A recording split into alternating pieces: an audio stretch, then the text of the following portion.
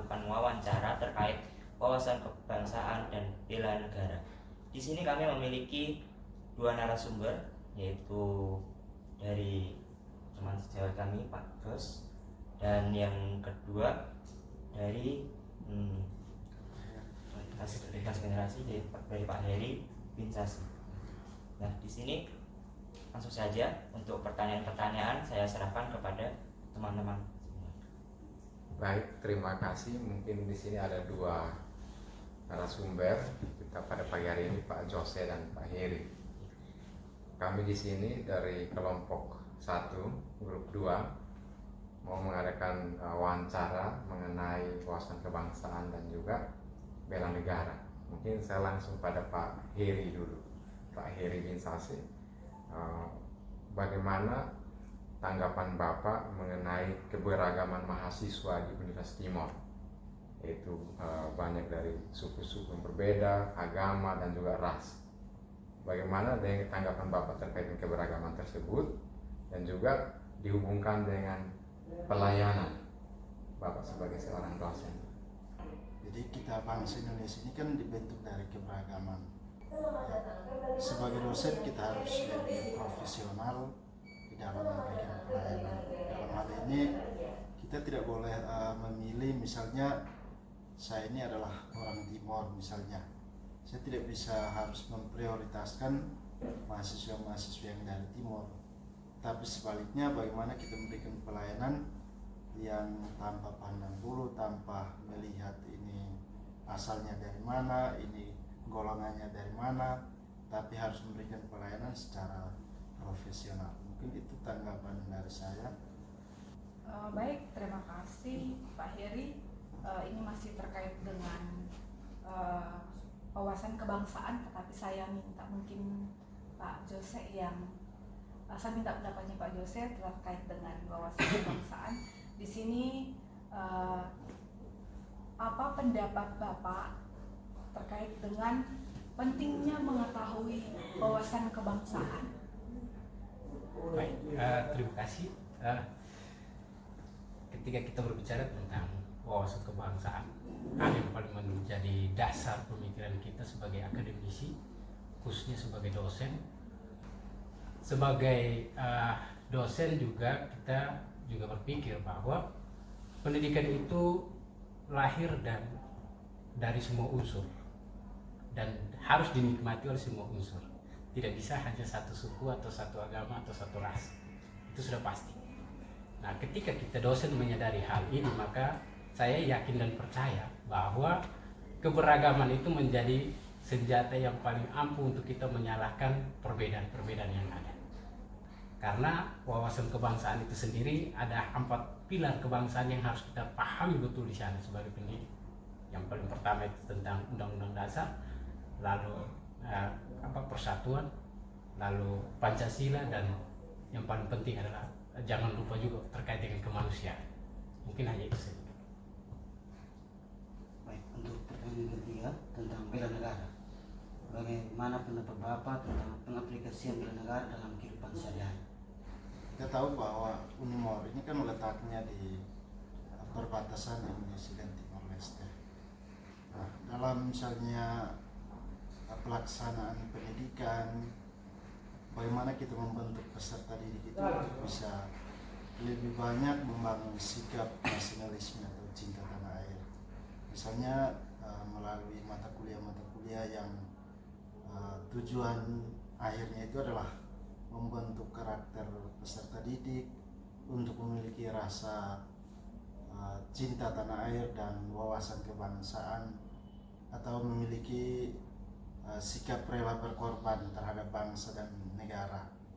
Terima kasih. Demikian tadi wawancara yang telah kami lakukan. Terima kasih saya sampaikan kepada Bapak Heri dan Bapak Jos yang telah memberikan jawaban-jawaban yang sangat menginspirasi. Demikian, apabila kami setelah wawancara ada kesalahan dalam baik tutur kata ataupun ucapan, nanti saya mohon maaf yang sebesar-besarnya. Demikian saya akhiri. Selamat pagi. Selamat pagi, terima kasih. Terima kasih. Terima kasih. Terima kasih. Pak Heri. Terima kasih. Selamat pagi. kami dari kelompok 1 grup 2 akan melakukan wawancara terkait wawasan kebangsaan dan bela negara. Di sini ada narasumber kami, yaitu Kepala Prodi Administrasi Negara, beliau Ibu Agonianto. Terkait perincian pertanyaan akan saya silakan pada teman-teman. Mengenai wawasan kebangsaan, di sini sudah hadir narasumber Ibu Dr. Apolonia Pala. Beliau adalah Prodi Ilmu Administrasi Negara FISIP Unimor. Mengenai wawasan kebangsaan Ibu, di sini kami pengen tahu tanggapan Ibu terkait dengan keberagaman mahasiswa, dilihat dari segi pelayanan di FISIP ini seperti apa terkait dengan keberagaman mahasiswa yang dari suku, agama, ras, dari berbeda-beda. Kami dari program studi ilmu administrasi negara memiliki mahasiswa yang beragam. Ada orang Timur, ada orang Flores, ada orang Sumba, ada juga orang Sumatera, Kalimantan, Sulawesi. Dalam pelayanan kami tidak pernah memberikan pelayanan yang diskriminatif. Untuk pelayanan, terutama pelayanan akademik, semua mahasiswa dilayani tanpa membeda-bedakan dari segi agama, suku budaya, lalu kemudian jenis kelamin atau usia dan lain-lain. Khusus untuk agama, walaupun di TTU ini adalah mayoritasnya Katolik, tetapi dalam pelayanan kami tidak memprioritaskan atau tidak hanya memberikan pelayanan untuk mereka yang Katolik. Semua pelayanan itu kami berikan sama, baik yang Muslim maupun yang Katolik, lalu yang Protestan kami berikan pelayanan yang sama tanpa membeda-bedakan. Yang berikut ada juga kami punya mahasiswa yang mereka sudah bekerja. Mereka sudah bekerja, usianya tentu di atas rata-rata mereka mahasiswa yang belum bekerja, tapi dalam pelayanan pun tidak ada yang kami diskriminasikan. Pada dasarnya mereka karena ada mahasiswa, mereka mendapatkan perlakuan yang sama, baik perlakuan untuk kegiatan kemahasiswaan maupun perlakuan untuk kegiatan akademik. Baik, terima kasih Ibu. Untuk pertanyaan kedua masih terkait dengan wawasan kebangsaan. Di sini menurut pendapat Ibu itu apa pentingnya mengetahui wawasan kebangsaan? Baik, kita tahu bahwa tidak ada orang Timur saja di TTU, tidak ada orang Flores saja di TTU. Ini untuk Timur saja datang dari beberapa kabupaten, dari Malaka dengan bahasanya yang berbeda, dari Belu dengan bahasanya yang berbeda, dari TTU bahasanya berbeda, apalagi yang datang dari luar. Tetapi pada dasarnya dengan wawasan kebangsaan itu kemudian membuat mereka bahwa dengan pendidikan ini mereka merasa satu rumah, yaitu rumah Universitas Timur. Terima kasih Bu. Untuk pertanyaan berikutnya tentang bela negara. Untuk pertanyaannya, bagaimana pendapat Ibu tentang pengaplikasian bela negara dalam kehidupan sehari-hari? Baik, terima kasih. Ini pertanyaan yang menarik. Bahwa untuk bela negara itu kita saat ini tidak lagi harus pegang senjata, kita tidak lagi harus pegang bambu runcing, tetapi untuk bela negara ini dari kita sendiri. Misalnya kalau kita dosen, berarti untuk membela negara kita aplikasikan dalam kegiatan akademik, kegiatan penelitian, pengabdian kepada masyarakat. Sementara untuk mahasiswa, bela negara ini mereka lakukan dengan cara apa? Dengan cara yang pertama adalah mereka tetap mengikuti aktivitas secara baik dan benar. Lalu kemudian kepada mereka, jika misalnya haknya mereka, kewajiban mereka sudah mereka lakukan, maka haknya mereka akan dapatkan. Lalu kebetulan kita ini ada di kawasan perbatasan.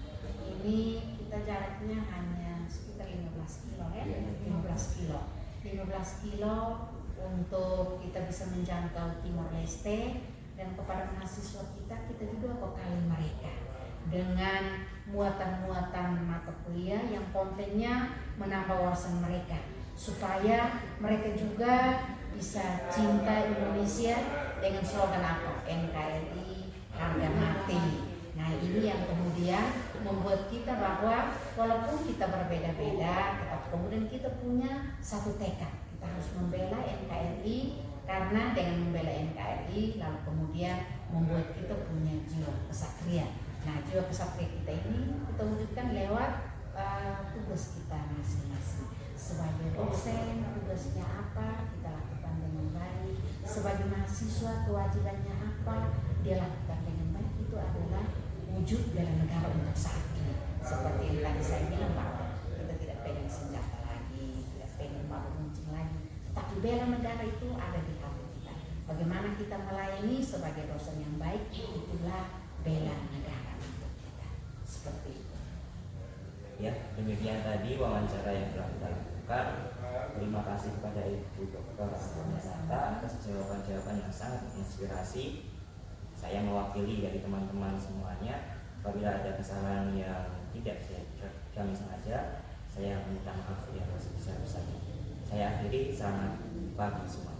Selamat pagi. Berdasarkan hasil wawancara dengan 3 narasumber, meliputi narasumber dosen, pimpinan, lintas generasi, dan rekan kerja, dapat disimpulkan beberapa hal, yaitu yang pertama, keberagaman mahasiswa dapat mendukung atau memperkuat iklim pembelajaran di kampus. Seperti contohnya di Universitas Timor, di mana mahasiswa berasal dari suku, ras, agama yang berbeda-beda, namun bersama-sama belajar, menempuh pendidikan, dan mendukung pembelajaran di kampus. Dalam kaitannya dengan pelayanan, semua mahasiswa mendapatkan pelayanan yang sama. Dalam hal ini, sebagai seorang dosen yang profesional, tidak boleh membeda-bedakan kelompok tertentu dalam memberikan pelayanan. Penerapan dari bela negara dalam kehidupan sehari-hari antara lain berkaitan dengan cinta tanah air, rasa kebangsaan, dan rela berkorban terhadap bangsa dan negara. Contoh penerapan yang dapat dilakukan sebagai dosen seperti menyusun pembelajaran yang dapat menumbuhkan rasa cinta tanah air pada peserta didik. Pemahaman terhadap wawasan kebangsaan sangat penting. Terdapat 4 pilar utama yang perlu dipahami dalam wawasan kebangsaan, yaitu Undang-Undang Dasar 1945, Persatuan, Pancasila, dan Kemanusiaan. Dengan memahami wawasan kebangsaan akan terbentuk dasar pemikiran sebagai akademisi dalam melihat posisi diri. Misalnya sebagai dosen, hal ini akan tercermin dalam membina mahasiswa, begitu juga dalam pelaksanaan pendidikan, penelitian, dan pengabdian kepada masyarakat.